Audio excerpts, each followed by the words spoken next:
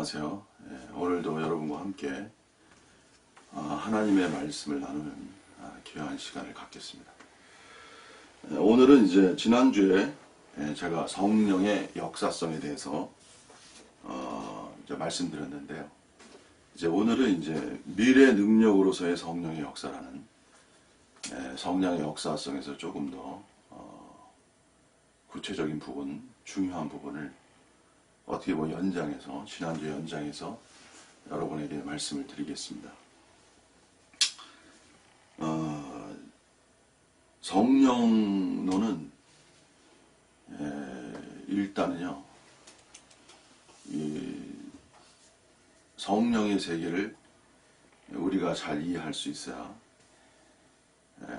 현재 하나님의 역사와 밀접한 연관성 속에서 나아갈 수 있어요. 원래 이제 삼위일체론에서 성부의 역사가 있었죠. 그것이 이제 유대교죠. 주로 구약의 시대이죠.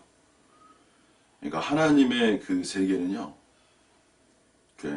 진화적이라고 말하면 여러분들이 좀 오해할 수도 있는데, 어쨌든 시간성 안에서 발전된 형식, 진화된 형식으로 전개해 나가는 방식이에요.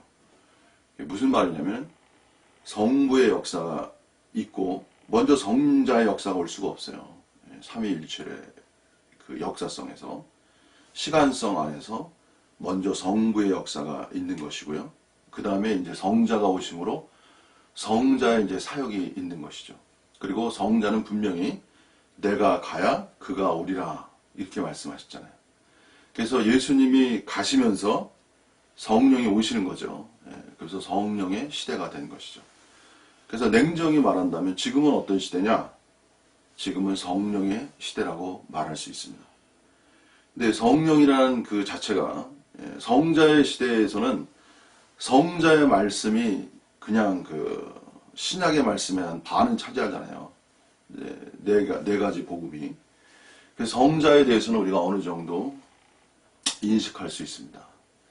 이제 그 이후에 이제 사도 바울이나 또 사도들이, 특히 사도 바울은 이제 성령에 대해서 어느 정도 많이 말씀했어요. 그래서 성령에 대해서는 사도 바울에 의해서 열려졌다고 말할 수 있죠. 어느 정도. 그러나 여전히 성령은 비밀스러워요, 여러분. 비밀스럽다고 그 자체가. 그래서 많은 사람들, 그래서 신학자들이 성령론을 그렇게 명백하게 쓰질 못했어요. 성령론에 대해서는. 비밀에 가려있기 때문에. 그리고 성령론이 결국은 완성화되는 것이 하나님의 미래 창조, 앞으로 올 미래 창조 역사와 직결되어 있는 것입니다. 그렇기 때문에 성령의 역사라는 건 매우 중요한 것이에요. 얼마만큼 성령의 사역을 인지하고 그 세계를 체험화하며 실체화할 수 있는 것이 장차 올 하나님의 나라의 실체성을 결정하는 거예요. 그렇기 때문에 성령론은 매우 중요한 것입니다. 계속 말해도 계속 말할 수 있는 무한정 말씀의 세계가 성령론이라고 말씀드릴 수 있습니다. 자, 그러면 이제 오늘 본격적으로 본론에 들어가서 말씀드리겠습니다. 에베소서 1장 13절, 14절에 보시면 이런 말씀이 있어요. 그 안에서 너희도 진리의 말씀, 곧 너희의 구원의 복음을 듣고 그 안에서 또한 믿은 약속의 성령으로 인치심을 받았으니 이는 우리 기업의 보증이 되사. 그 얻으신 것을 구속하시고 그의 영광을 찬미하게 하려 하심이니라. 여기서 성령으로 인치심을 받았으니 이는, 여기 중요한 단어가 있죠. 우리의 기업의 보증이 되사. 이 말씀을 이제 사도 바울이 말씀하신 거죠. 오늘은 이제 보증에 대해서 먼저 여러분에게 말씀드리겠습니다. 일단은요, 두 가지를 우리가 아셔야 돼요. 첫째는 뭐냐면 우리의 기업이라고 그랬거든요. portion, 분깃이라는 뜻이죠. 소위 말하면 이제 상속을 받으면 일종의 것이 기업이 되시고 분깃이 되는 거예요. 쉽게 말해서. 그래서 요새 금수저, 흑수저 얘기하죠. 어마어마한 그 재산을 물려받으면 그야말로 금수저 중에 왕금수저, 대금수저가 되는 거죠. 기업이라는 것이 중요한 거예요. 원래 portion. 주님께서 하나님께서 주신 어떤 분기시죠. 근데 그것에 대한 기업의 보증이라고 그랬어요. 이 보증이라는 단어가 오늘 핵심 포인트입니다. 보증이라는 단어는 이게 뭐냐면 이제 그 아르라본이라는 그 뜻인데 헬라어로 이게 뭐냐면은 이제 계약금이라는 뜻이에요. 그래서 그 옛날 페니키아 상인들이 이제 어떤 쌍방의 어떤 매매 계약을 이룰 때 먼저 성금으로 주는 것이 있어요. 먼저 준다 이거죠. 전부 주는 게 아니고 계약금을 먼저 줘요. 그 계약금을 준다는 것은 반드시 완부를 한다. 이 소리가 있어요. 그래서 쉽게 말하면 여러분이 집을 사실 때 항상 계약금을 쓰잖아요. 저도 이제 몇 번 이제 그런 경우가 있는데, 계약금을 먼저 걸어야 어떤 것이 오냐면요. 그 집은 나의 것이다. 나의 집이 되었다. 이것이 이제 결정되는 거예요. 계약금을 안 걸고 뭐 구두를 해봐야 아무 소용이 없어요, 여러분. 계약금을 걸고 이 성경 뜻에는 또 계약금, 이게 도장을 인치다는 뜻도 있어가지고 계약금에 도장을 찍는 개념도 있어요, 여러분. 보면은. 그래서 아주 너무 확실한 거죠. 그래서 계약금이라는 것은 장차, 중요한 게 뭐냐면 장차 올 것에 대한 완전한 확신, 그걸 내포하고 있는 거예요. 그래서 여기서 계약금이라고 말할 때요, 우리는 무엇을 생각해야 되냐면 성령이라는 건요, 미래의 능력이 세계예요. 나중에 또 제가 말씀드리겠지만 미래에 올 우리에게 주실 아직 오지 않은 미래에 올 능력의 세계예요. 이것이 성령의 세계입니다. 하나님의 세계는요, 보이지 않는 영역이잖아요. 동시에 아직 오지 않은 세계, 그것이 하나님 세계의 특징이에요. 성령은 이와 관련이 있죠. 성령은 뭐냐면 미래의 능력의 세계로 아직 우리에게 오지 않은 미래적 능력의 세계를 의미하는 거예요. 그래서 계약금이라는 건 뭐냐면은, 계약금을 받았다는 것은 쉽게 말씀드리면 아직 오지 않은 미래 능력의 세계를 미리 일부 체험한다는 것을 내포하는 거예요. 정연훈 목사님 좀 간증을 좀 하겠습니다. 이 부분에서. 왜냐하면 이거는 말로 해가지고는 이게 실감이 안 나요. 제가 20대 때 주로, 제가 20, 30대 주로 주님의 어떤 이러한 놀라운 역사가 많았습니다. 제가 그러니까 소위 말하면 이건 신비적이고 초자연적 역사인데요. 저는 성령의 능력을 관념적으로 어떤 문자적으로 제가 이렇게 아는 것이 아니고 체험적으로 제가 알고 있어요. 플로티누스가 일자 사상을 말했잖아요. 플로티누스가 일자 사상을 말할 때, 그가 일자 사상, 신성적 일자 사상을 말할 때 그는 관념적으로 한 것이 아니고 4번의 황홀경의 체험이 있었어요. 그렇기 때문에 플로티누스가 고대 철학에서의 중요한 부분, 일자 사상을 말한 거예요. 일자 사상이 굉장히 중요한 것이거든요. 형인상학적 측면에서. 그래서 저는 이 부분이 미리, 그래서 이제 어떤 단체는 이 부분을 이제 미리 맛본다고 그랬는데, 이거는 미리 맛봐야, 성령의 능력의 세계는 무슨 소리냐면, 미래 능력의 세계는요, 현재 미리 맛볼 수 있는 영역이에요. 그것을 바로 계약금이라고 말하는 거예요, 여러분. 계약금을 받았다는 것은 미리 일부를 맛보는 거예요. 그래서 그게 보증이 되는 거예요. 미리 일부를 맛봤기 때문에 반드시 미래에 이러한 능력이 있다는 것에 대한 확신을 갖게 되는 거예요, 여러분. 이것이 계약금의 뜻입니다. 많은 신학자, 특히 칼바르트의 그 로마서 강해가 유명한 강해잖아요. 칼바르트의 그 초월 신학에서 중요한 부분이 뭐냐면 새로운 창조에 대한 강조성이에요, 여러분. 그러면서 칼바르트는 뭐냐면 전적인 새로움이라고 그렇게 주장했어요. 그 당시에 거의 최고의 신학자가 칼바르트였거든요. 그게 일반 목사님들이 말하지 않는 시대적 전환, 슐라이 마흐에 의한 내재 신학에 의한 자유주의 신학이죠. 그 신학에 완전 폭탄을 던지는 새로운 세계를 말한 것이 그게 전적인 타자와 관련 있는 거예요. 하나님의 세계는 전적인 타자적 측면이 있단 말이에요, 여러분. 그게 무슨 소리냐면, 본질적으로 인간의 세계와는 전적으로 다른 영역이 존재한다는 거예요, 여러분. 이 정도가 되어야 그것을 우리는 하나님의 나라라고 말하는 거예요, 여러분. 이 정도가 되어야 돼요. 하나님의 세계는 그 자체가 초월해요, 여러분. 초월의 실체자이시며 초월의 실체적 능력이 없다면 그것은 하나님의 나라가 아닌 거예요, 여러분.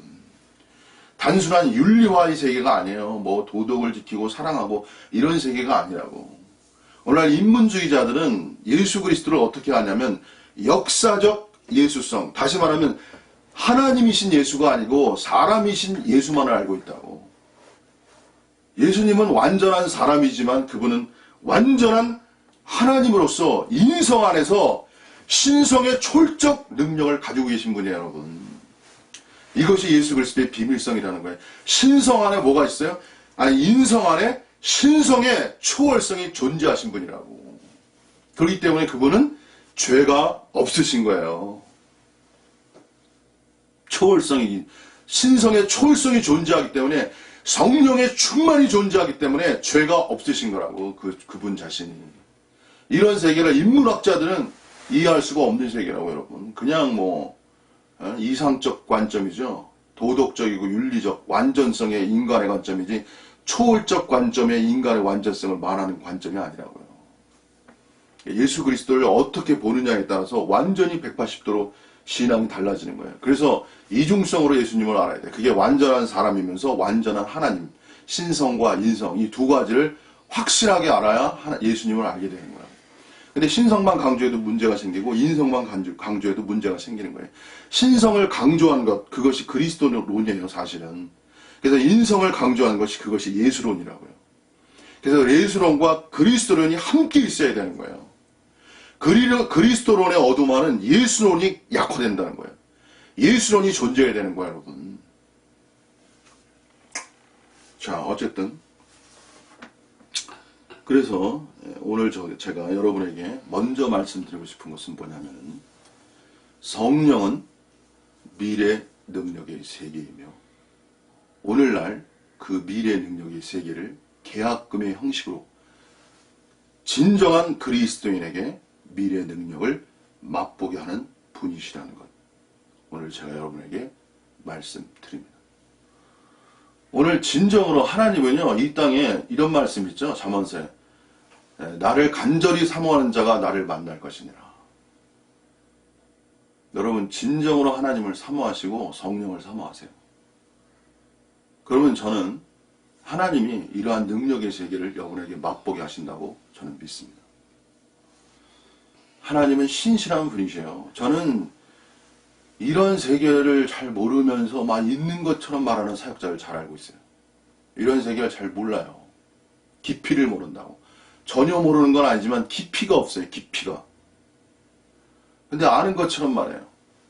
관념적으로. 여러분, 그리스도인의 신앙에서 위험한 것이 뭐냐면 관념성이라는 거예요. 관념성이라는 건 뭐냐면은 체험화되지 않는 정신 이상 세계 속에서 존재하는 거예요. 이것이 사단의 전략이라는 거예요, 여러분. 저는 여러분에게 정말 해드릴 말씀이 맞는데, 관념화라는 건 엄청 중요한 거예요. 관념화가 먼저 선 존재해와, 관념화라는 것은 하나님의 세계가 정신의 인식의 세계 속에 먼저 존재해야 돼요. 항상 그렇습니다, 루트가. 그 다음에 체험화가 이끌어지는 거예요. 이게 관념화 자체가 절대 나쁜 것이 아니에요. 선 존재성이 중요한 거예요, 여러분. 그러나 관념화에 머물게 되면 그것은 문제가 되는 거예요.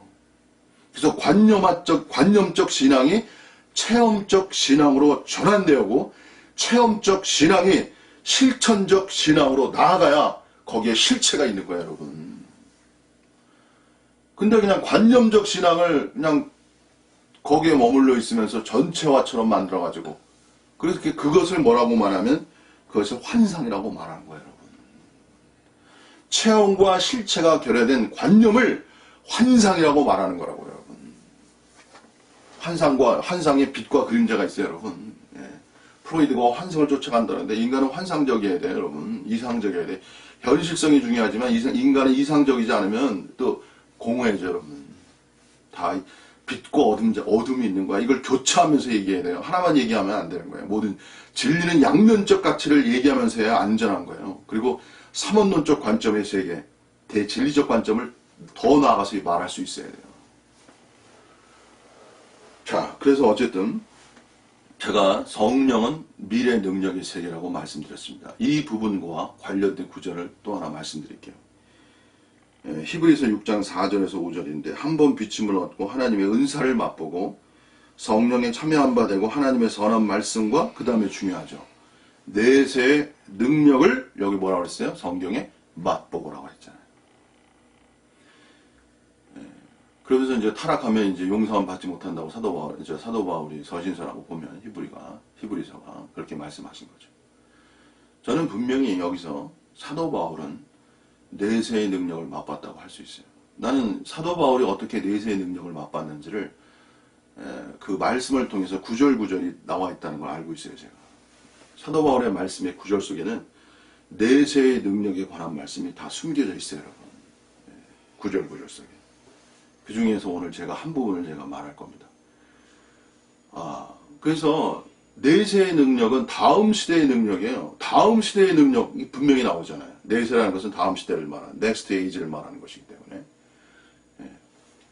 그래서 다음 시대의 능력을 뭐라고 그러는 거예요? 사도 바울은 맛본다고 말하잖아요.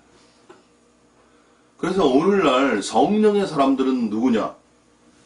내세 올 능력을 현재 이 시대에 미리 맛보는 자들입니다. 제가 이렇게 말씀드리겠습니다.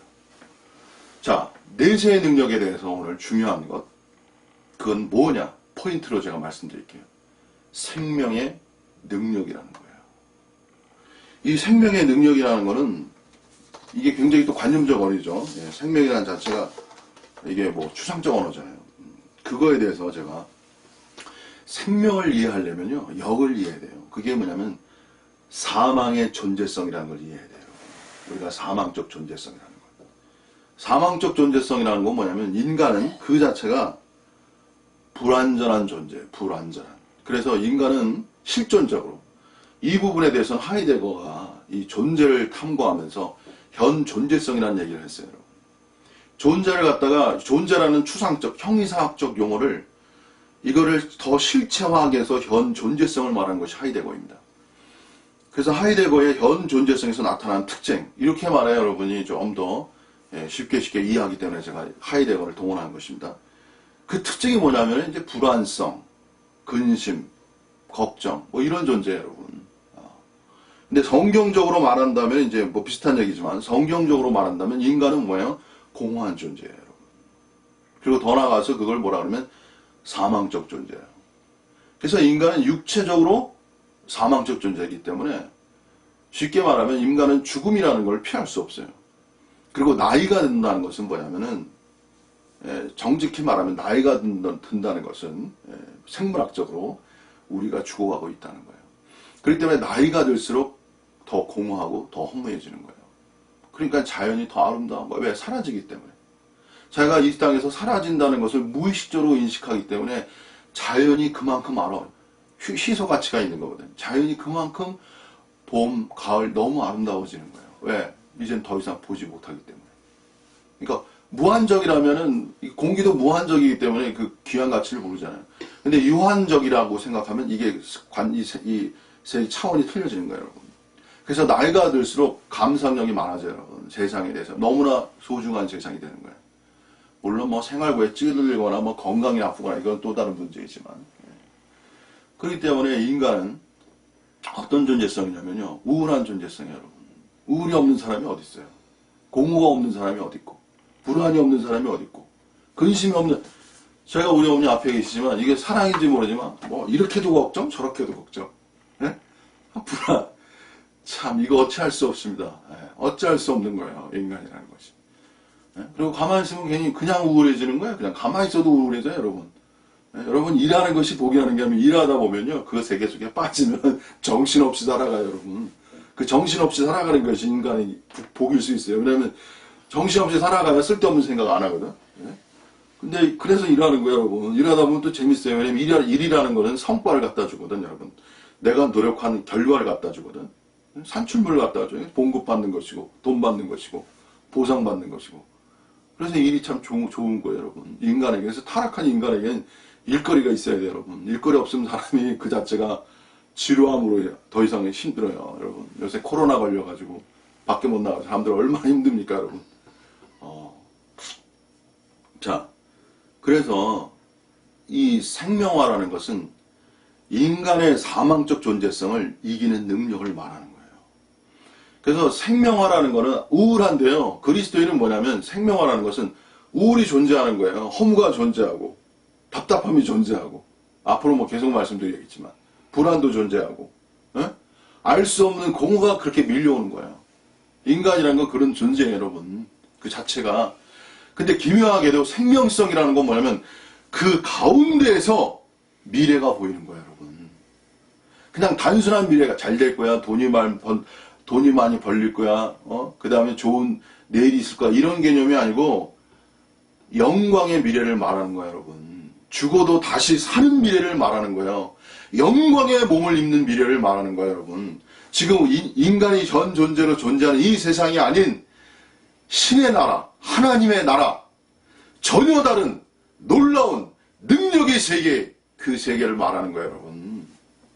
이런 세계의 실체가 있어야 기독교가 기독교인 거예요.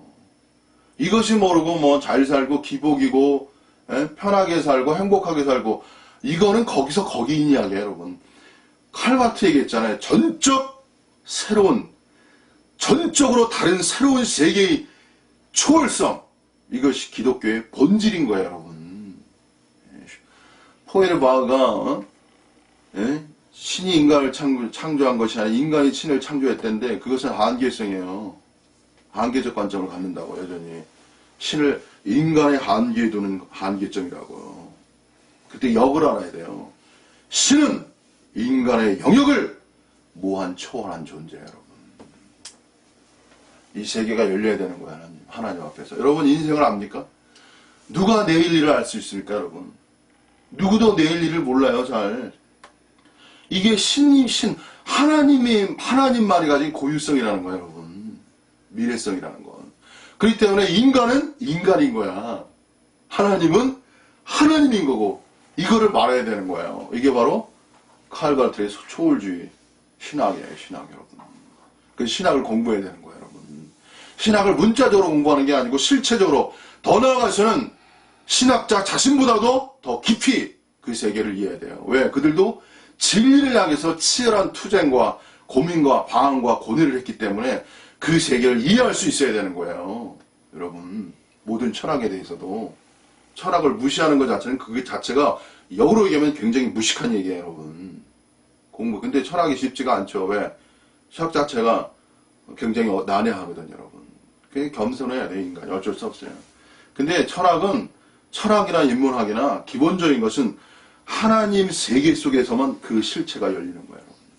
그래서 철학에 대해서 한 말씀 더 드리면, 철학의 근본 사유는 뭐냐면 본질에 대한 근본적 사유예요. 본질이 무엇인가에 대한 근본적 사유가 바로 철학의 문제라고요. 근데 하나님의 세계는 뭐예요, 여러분? 하나님의 세계는 질적으로 다르다고 그랬죠. 하나님의 세계는 근본의 문제가 아니고 미래의 문제를 다루시는 거야. 이것이 하나님 세계의 특징성이라고요, 여러분. 기독교는 뭡니까? 미래 세계를 논하는 거예요. 미래 세계, 앞으로 올. 여러분, 인간이라는 거는 그 본질이 뭐냐면 미래를 위해 존재하는 거예요, 여러분. 사실은 여러분, 내일을 위해 존재하시는 거야. 과거도 아니고 현재도 아니에요, 여러분. 그렇기 때문에 미래를 말할 수 있는 것이, 그것이 참된 이야기인 거예요, 여러분. 왜 돈을 법니까, 여러분? 미래를 보장받기 위해서 돈을 버는 거예요, 냉정하게 얘기해서. 그래서 미래를 말할 수 있어야 돼, 미래에 무엇이 올 것인가를. 그래서 성령이라는 걸 오늘 제가 미래의 능력이라고 말하는 거예요. 그래서 내세의 능력. 자, 내세에 대해서 생명성을 말했는데, 여기서 제가 길게 말할 수 없고, 생명성의 능력에서 중요한 것이 뭐냐면 사망이나 공허나 우울이나 불안, 근심 이런 걸 초월할 수 있는 능력의 세계로 나가야 돼요, 여러분. 그래서 그리스도인은 그 자체가 미래 확실성이에요. 미래 확실성. 미래 창조성이고 죽어도 살겠다는 내가 죽어도 살겠다는 부활에 대한 확증성이 와야 되는 거예요, 여러분. 이 미래를 향해 살아가는 거예요, 여러분. 제가 막 돈을 생각하고 막 돈을 걱정하다 보면 미래가 더 없어지더라고. 뭐 걱정 속에 빠지면 미래가 없어져. 그럼 뭐로 돌파해야 돼? 말씀에 믿음으로 그래서 믿음이 중요한 거예요, 여러분. 기독교의 믿음이라는 기독교의 믿음이 베드로가 뭐라고 그랬습니까? 정금보다 귀한 믿음이라고 말했잖아요. 여러분, 정금. 여러분, 현실성에서는 돈도 중요한 것이죠. 근데 돈을 넘어선 믿음의 세계의 위대성을 볼 수 있어요, 여러분.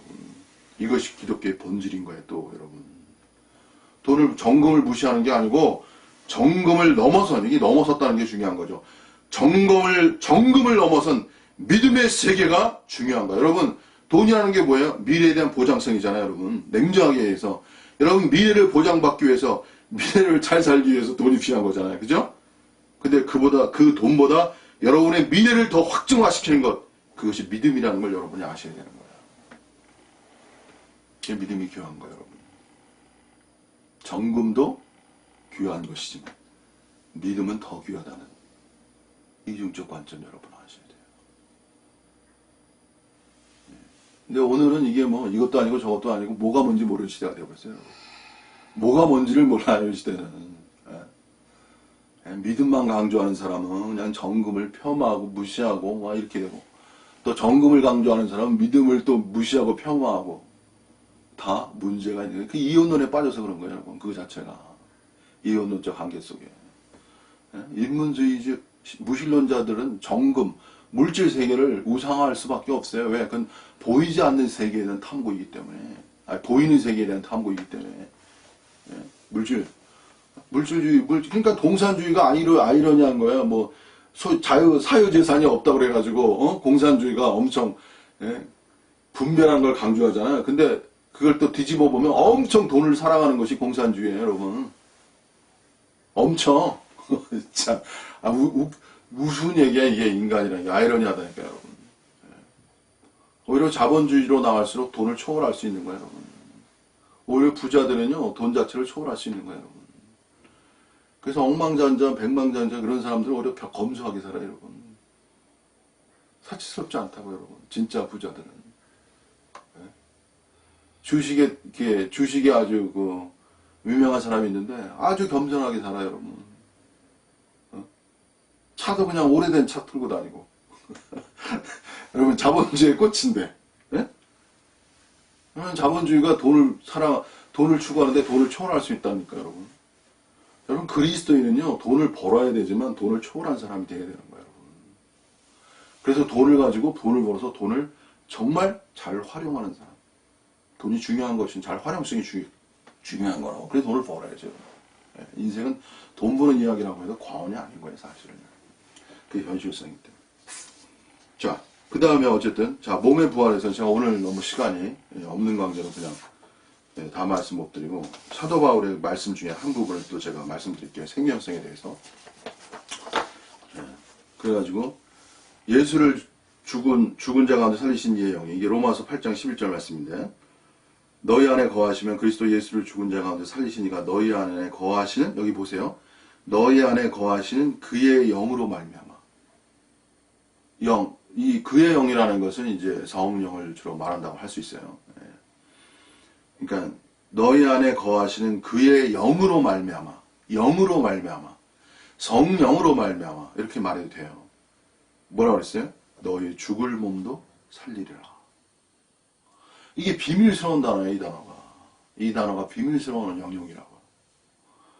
저는 이 구절로 인해서 정말 저는 이건 수십 년간 제가 생각한 구절이에요. 저는 어떤 구절들은 수십 년간 제가 인생 살아온 거의 기독교 초기부터 그 구절들을 무슨 뜻인가에 대해서 고민하고 사유했던 구절 중에 하나가 이 구절이에요. 죽을 몸이라는 건 뭐냐면 현재의 몸을 말하는 거예요, 여러분. 지금 나의 몸을 말하는 거예요. 죽을 몸이라는 건 죽은 몸이 아니잖아요, 여러분. 죽은 몸을 살린다는 개념이 아니잖아요. 이 자체를 잘 이해하셔야 돼요. 죽은 몸을 살린다는 것은 우리가 죽고 나서의 부활의 몸을 말하는 거예요. 근데 사도 바울은 여기서 죽을 몸이라고 그랬다고. 죽을 몸이라는 것은 지금 살아있는 현재의 몸을 말하는 거예요, 여러분. 그래서 여기서 살린다는 것은 뭘 살린다는 거냐면 지금 현재의 몸을 살린다는 얘기예요, 여러분. 그러니까 지금 우리 인간의 몸은 뭐예요? 사막으로 나아가고 있다니까. 죽음으로 나아가고 있다니까. 나이 들면서 계속해서. 저도 나이 들면서 약해진다니까. 몸도 피곤해지고 조금만 무리하면 몸에 문제가 생기고 다 그런 거예요, 여러분. 근데 그러한 몸에 뭘 부어주시는 거야? 살게 하는 능력을 부어주시는 게 성령의 역사라는 거예요, 여러분. 야, 이거 믿기 어려워요, 여러분. 이거 믿기 어려운 이야기라고, 여러분. 믿기 어려운 이야기예요. 근데 제가 증거를 보여드릴게요. 증거를 제가 하나 보여드릴게요. 오늘 여기서 오늘. 참 이러한 어느 정도 깊이 있는 얘기는 제가 일반적으로 사실 유튜브에 올리고 싶지는 않아요, 제가. 정말 주님을 사랑하는 사람들만 모아놓고 얘기하고 싶다고. 그런 마음이 있어요. 앞으로 저는 모든 걸 얘기하지 않습니다. 정윤훈 목사는. 정말 주님을 사랑하고 절대적인 사람들을 위한 그런 따로 분리하고 싶어요. 제가 이건 일반적으로 얘기하지만 저는 반드시 분리하고 싶어요. 모든 걸 말해주고 싶지 않아요. 자, 제가 말씀드릴게요. 사도 바울은요, 데살로니가에서 말했을 거예요. 뭐라고 말했냐면 이런 말 했습니다, 여러분. 밤낮 수고한다. 여러분, 이것이 사도 바울의 비밀성이라는 거예요. 제가 말씀드릴게요. 그냥 사람들은 성경을 읽을 때요, 그냥 밤낮 수고한다고 그러니까 그냥 그런가 보다 이렇게 생각해요. 아, 그 밤낮 열심히 살았나 보다. 여러분, 사도 바울도 나이가 있었어요. 그 당시에 제가 볼 때 젊은이가 아니에요. 아마 사도 바울도 제 또래 됐을 겁니다. 50대, 40, 50대 됐을 거예요, 아마. 50대가 작은 나이가 아니에요, 여러분. 네? 사도 바울이 20, 30대가 아니에요, 그게. 데살로니가 쓸 때가. 나이가 20대 쓴 거라고요, 여러분. 그 당시 수명도 단축됐잖아요. 지금하고도 틀리잖아요.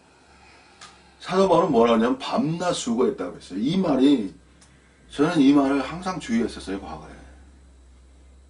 저는 방앗간을 해봐서 알아요, 여러분. 제가 노동을 해봐서 알아요. 젊을 때는요, 노동이 밤낮 해도 돼요. 근데 나이가 들면 절대 밤낮 못합니다, 여러분. 하루하루가 틀린 거예요, 여러분. 냉정하게 얘기해서. 저는 그거 50대 넘어가니까 알겠더라고. 40대까지는 뭐 일하는데 뭐 밤새도 뭐 견디는데 50대가 넘어가니까 그게 차원이 다른 영역이더라고. 사도 바울은 밤낮 수고했다는 나는 그 말이 그냥 하기 좋은 말이라고 생각하지 않아요. 오늘 제가 비밀을 말씀드리면 사도 바울에는 그 몸에 성령의 능력이 부어진 거예요. 제가 구약시대에 삼손을 얘기했잖아요, 여러분. 삼손을. 닭뼈 하나 갖고 1000명을 죽였어요. 여러분, 이게 여러분 상상이 됩니까? 1000명을 닭뼈 하나 갖고 10명 죽이기도 어려워. 1명 죽이기도 어려운 거예요. 그냥 어떻게 1000명을 죽이지, 이게? 미친 거지, 그건. 그 미친 영역이에요. 그건 인간의 영역이 아니라니까. 완전히 자기 몸이 아니에요, 그거는. 이게 성경이라니까. 그래서 인본주의자, 특히 자유주의 신학에서는 초자연적인 걸 다 배제하잖아요. 그러니 뭐 성경이 반쪽짜리밖에 안 되는 거지. 성경이 안 되는 거예요. 초자연인 걸 배제해버리면. 초자연적인 것은 뭐냐면 믿음이 필요하거든. 근데 믿는 자에게 역사하는 거예요, 성령이라는 건. 제가 인문학과 철학적을 동원해야 이게 성경이 더 파워가 되는 거예요, 여러분. 이렇게. 자, 그래서 중요한 건 뭐냐면, 여러분. 이렇게 몸에 생명이 있다는 걸 부어진다는 사실을 여러분 믿으셔요. 사도 바울이 밤낮 수고했다는 것을. 제가 요거는 이렇게만 알겠습니다. 자, 그 다음에 또 한 부분 얘기하겠습니다. 이 부분까지 제가 얘기해야 균형이 생겨요. 또 막 초월적인 영역을 또 강조해버리면 또 이상한 사람이 돼. 그래서 인간의 가진 이중성을 잘 이해하셔야 돼요. 자, 보면은요, 이렇게 말씀하셨어요. 이거는 이제, 고린도서에 있는, 고린도후서 이제, 있는 말씀이에요. 5장 4절 말씀인데, 사도가 이 말씀을 했어요.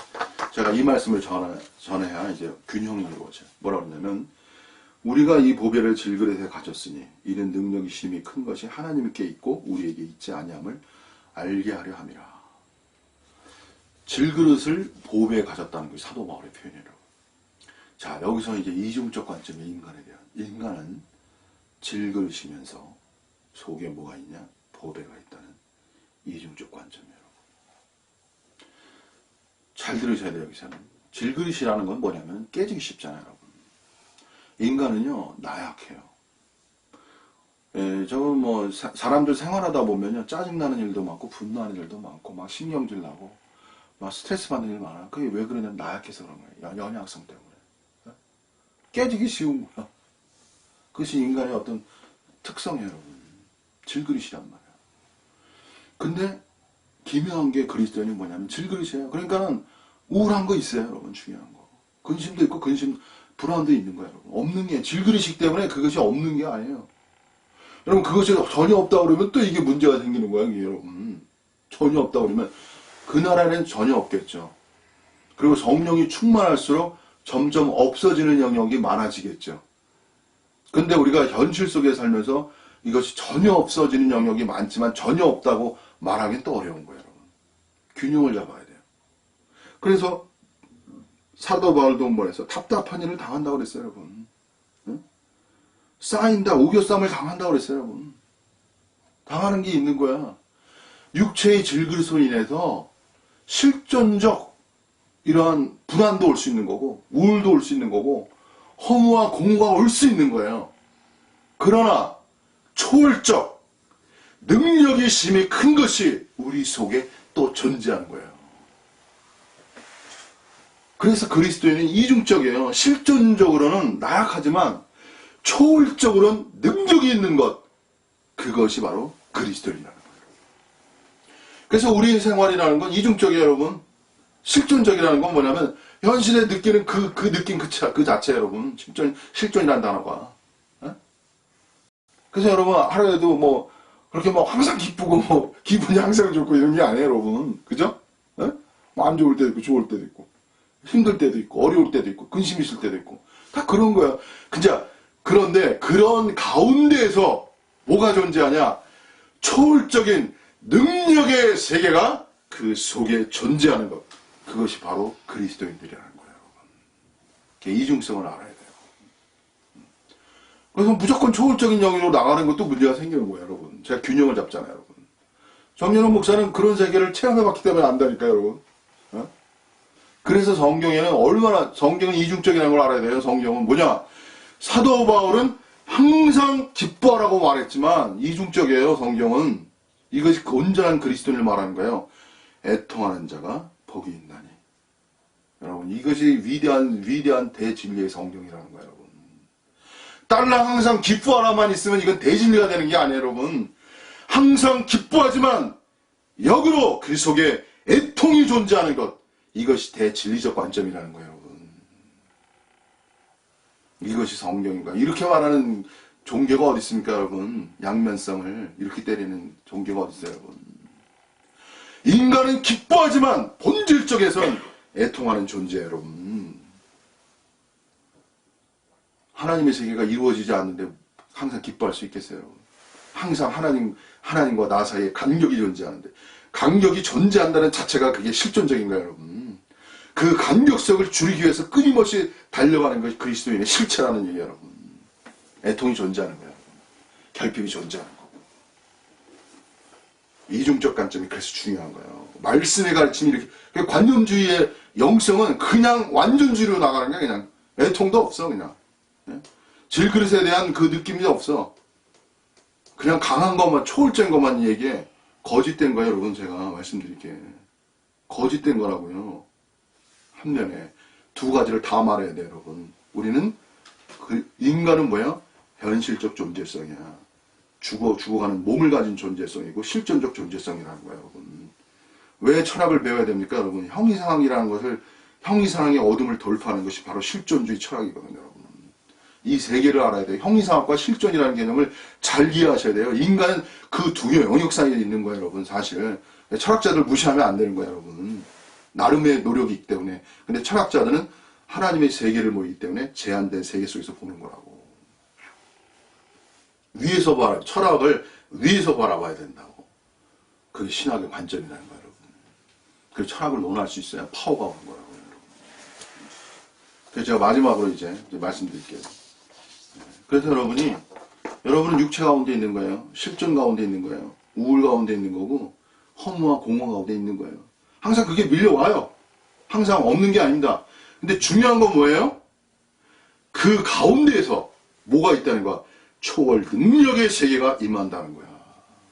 그래서 우겨싸움을 쌓아도 쌓이지 아니하며, 이것이 바울의 말씀이라는 거예요. 그 다음에 답답한 일을 당하도 망하지 않는 거예요, 여러분. 왜?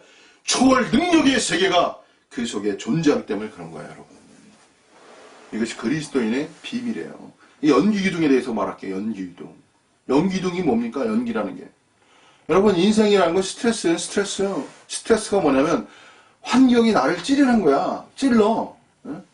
가족이 나를 찌를 수도 있고, 돈이 나를 찌를 수도 있고, 건강이 나를 찌를 수도 있고, 우울함감이 나를 찌를 수도 있고, 계속 찔림을 당하는 거야. 인생이라는 건 그렇게. 자식이 나를 찌를 수도 있고, 남편이 나를 찌를 수도 있고, 찔림을 당하잖아요. 연기기둥이라는 게 뭐예요? 연기야. 연기는요, 찔림을 당해도 어때요? 느낌이 없는 거야. 아가서의 그 연기기둥의 비유가 나오잖아요, 여러분. 제가 나중에 아가서의 비유에 대해서도 제가 이제 설명해 드리지만. 연기기둥은 어떻게 형성됩니까?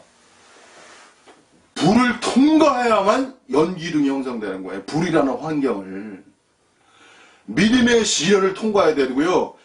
사단으로 인한 역사성을 통과해내어야 연기가 되는 거예요, 여러분. 이것이 또한 기독교의 위대성이라는 거예요. 기독교의 위대성은 빛과 어둠을 단순히 나누는 게 아니고 어둠을 통과해내는 것, 사단의 시험을 통과해내는 것, 그것이 바로 그리스도인의 실체성이라는 거예요, 여러분. 이 사단의 시험을 통과한 분, 그분이 누구예요? 그분이 바로 성자라는 거예요, 여러분. 종교 속에 이 사단의 시험을 통과한 사람이 누가 있겠어요, 여러분? 이렇게 실체적으로. 그래서 기독교의 삼위일체가 위대한 거예요, 여러분. 다만 분리설이 아니에요. 통과설이라고, 통과설. 다만 분리설. 조명설을 넘어선 것이, 어거스틴의 빛의 조명선을 넘어선 것이 빛과 어둠의 분리설이고요. 빛과 어둠의 분리설을 넘어선 것이 바로 통과설이라는 거예요, 여러분. 이 미래 펜타 신학입니다. 신학이 필요한가요, 여러분? 대신학적 관점이. 신학을 공부해야 파워가 생기는 거예요. 신학 안에 신학이 신앙을 좌지우지하는 거예요, 사실은. 신학이 중요한 거예요, 여러분. 신앙을, 대상을 요구하는 거예요, 여러분. 신앙은 대상이 있는 거야, 항상. 뭘 신앙할 거야? 하나님과 하나님의 세계라고요. 근데 하나님과 하나님의 세계를 규정하는 것은 바로 신학의 능력이라는 거예요, 여러분. 그 신학이 중요한 거예요. 아무거나 신앙하는 게 아니에요. 자, 그 다음에 마지막으로 제가 말씀드릴게요. 마지막입니다. 사도 바울의 말인데요. 제가 이 말씀 드리겠습니다. 이게 고린도후서 5장. 아까 제가 좀 헷갈렸는데, 아까 구절은 그거는 이제 뭐냐면은 이 보배를 가졌으니, 이 구절은 고린도전서 4장 7절에서 10절이고요. 그 다음에 이제 지금 말하는 것이 뭐냐면 이제 고린도후서 5장 4절의 말씀이에요. 나중에 여러분이 성경을 보시면서 이제 공부하십시오. 자, 여기 뭐라고 그랬냐면 이렇게 말했습니다. 이 마지막 구절입니다. 이 장막에 있는 우리가 짐진 것 같이 탄식하는 것은 벗고자 함이 아니요. 이 장막이라는 것은 인간의 몸을 말하는 거예요. 사도 바울이 인간의 몸을 장막이라고 표현했어요. 왜냐하면 죽음의 일종의 장막을 벗는 것이잖아요. 이제 그런 개념이죠. 근데 사도 바울은 벗는 게 아니라고 그랬어요. 오직 더 입고자, 옷을 입는다. 죽음이라는 것이 몸을 이렇게 장막을 벗어나는 것이 아니라 더 입는다고 그랬어요. 자, 그러면서 이제 그 다음에 중요한 말을 했어요. 이제 그 말이 뭐냐면은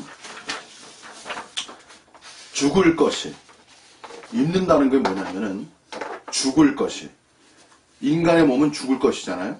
그죠? 죽는 것이잖아요. 몸이라는 게. 죽을 것이 생명에게 삼킨 바 되게 하려 하니라.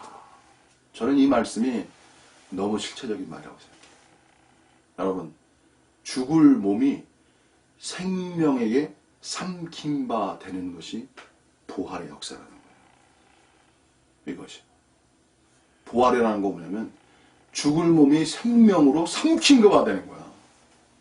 저는 이 세계가 뭘 의미하는지 저는 알아요. 저는 체험이 있었기 때문에. 저는 이 말이 무슨 뜻인지 안다고. 어렵지 않아요, 저한테. 이 말을 해석하는 게. 그 다음에 더 중요해요, 제가 볼 때. 대기하려 함이라. 곧 이것을 우리에게 이루게 하시고, 이루게 하신다는 거죠. 이건 미래적 관점이죠. 근데 여기서 그 다음 구절이 중요해요. 보증으로 성령을 우리에게 주신 이는 하나님이시니라. 미래적 이야기지만 여기서 중요한 게 뭐냐? 보증으로 성령을 우리에게 주신 이는. 여기서 성령을 주셨다고 해서 영어에서는 gave를 써요. 과거형법입니다. 성령을 이미 주셨다는 거야. 뭐로 주셨어? 계약금, 보증으로 주셨다는 거야. 성경에서는 딱 보증이라는 단어가 두 부분에 나와요. 바로 이 부분하고 아까 말한 제가 에베소 1장 14절 보증, 계약금이라는 단어 바울이 쓴 거 딱 두 부분이에요. 여기서 보증으로 성령을 우리에게 주신 일을 말하고 있어요. 그러니까 무슨 소리냐면 죽을 몸을 생명으로 삼킨 바 되는 것을 보증으로 우리에게 주신 성령은 뭐냐면은 미리 이 시대의 일부라고 말해야 돼요. 전체라고 말하면 안 돼요. 일종의 맛보게 하시는 역사. 그것이 성령의 역사인 거예요. 여러분, 이러한 세계를 저는 이렇게 말합니다. 솔직히 말해서. 인간적으로 말해서. 대부분의 그리스도인은 체험하지 못했어요. 제가 그냥 노골적으로 말할게요. 대부분의 그리스도인은 근데 다 체험하지 않았냐? 저는 그렇게 말하고 싶지 않아요. 비밀스럽게 체험한 분들이 있을 거예요, 이 시대. 제가 또 그렇게도 말해야 돼요. 근데 대부분은 아마 이 역사는 모호하거나 체험이 안 될 거예요. 그러나 제가 담대히 이 시대 지금 말하겠습니다. 저는 체험한 사람이에요. 저는 그냥 이렇게 솔직히 말하는 거예요. 저는 체험한 사람이에요. 그렇기 때문에 제가 하나님 세계 앞에 올인한 거예요. 젊은 시절에. 전혀 다른 세계를 체험했기 때문에. 그리고 성령의 앞으로 이 시대는요, 미래 시대는요, 반드시 보증으로 성령을 주시는 역사가 체험화되는 세계예요. 갈수록 그렇습니다. 이게 성령의 실체예요. 이 세계가 있다는 거예요, 여러분. 그래서 여러분이 이게 하나님의 세계는요, 하나님의 세계성이라는 것은 그 자체가 영광이고요. 제가 오늘 에스타스의 개념을 얘기할게요. 황홀성이에요, 황홀성. 황홀성이라고. 이 정도가 돼야 돼요. 진정한 황홀성이에요. 이 정도가 돼야, 예. 그래서 이런 말이 있어요. 내가 구름 위를 다니는지 걸어다니는지 모르겠다. 이런 말이 있어요, 여러분. 여러분, 이런 게 어떤 거냐면 쉽게 말하면 이제 결혼해서 이제 신혼 생활 하잖아요. 그럼 이제 몇 달간이나 그런 생활이 있어요. 예. 그럴 수 있는 거야, 여러분. 그런데 이제 현실에 이제 들어오면 이제 또 다른 세계 열리잖아요. 이제 그 세계를 또 거치면 또 다른 세계가 또 열려요, 여러분. 예. 성숙한 세계 열린다고, 진짜. 더 아름답고 더 깊은 세계가 열리는 거야, 결혼도, 여러분. 예. 어쨌든 영광이라는 단어, 이 세계가 있다는 거예요. 그래서 실존적, 예? 즐길 것 같은 약함과 눈물과 우울과 허무, 공허, 사망, 불안, 근심, 낙담, 좌절 이런 것도 존재하지만 여전히 우리 가운데 뭐가 있냐? 부활의 영광, 초월, 능력의 생명의 능력의 세계가 공존한다는 거예요. 그래서 이러한 세계를 미리 맛보는 것, 그것이 성령의 사람들이라는 거예요. 저는 이것에 대한 간증자입니다. 증거자입니다. 저는 이거를 증거하는 거예요. 증거라는 거는 그 사람이 증거가 있어야 되는 거예요. 저는 관념적 증거자가 아니고 실체적 증거자예요. 제가 그래서 유튜브를 계속 할 수밖에 없는 거예요. 이 말을 전파할 수밖에 없는 거예요, 제가. 이걸 어떻게 안 할 수가 없는 거예요, 제가. 그래서 유튜브 들고, 사람들이 많이 안 알아주지 않아도 제가 하는 거예요. 증거하지 않을 수가 없기 때문에 그런 거예요. 이것이 제 기쁨이고, 제 일입니다. 그래서 여러분, 어쨌든 힘내시고, 이러한 초월적 세계 속에서 전진해 나가시기 바랍니다. 그래서 실존과 초월에는 이중성 잘 아셔야 돼요. 너무 초월로 가면 또 문제가 생겨요, 여러분. 나중에 또 말씀드리겠습니다. 영성주의자, 극단적 영성주의자는요, 너무 초월로 가서 문제가 생기는 거예요. 그래서 실전과 초월이라는 이중적 관점 속에서의 대초월로 나가는 것. 그것이 진정한 성령의 사람들인 거예요. 자, 오늘 여기까지 마치겠습니다. 감사합니다. 다음에 뵙겠습니다.